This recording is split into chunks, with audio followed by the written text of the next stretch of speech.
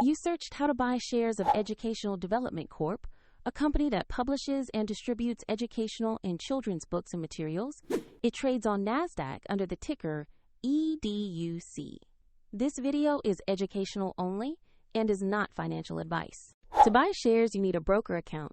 I will use eToro as an example to show the steps. After signing up, you will need to verify your account, typically by uploading an identity document, and add funds to enable purchases. Use the platform search bar and type the ticker EDUC to find the listing. Check the search results carefully to locate the Educational Development Corp share listing on NASDAQ. Open the stock page to review basic company information and the price chart, confirming the company name and NASDAQ ticker to ensure this is the correct asset. To place an order, choose Invest or Buy. Enter the amount you wish to use, then review the order details and confirm. If the market is closed, your order will be queued or executed when the market reopens.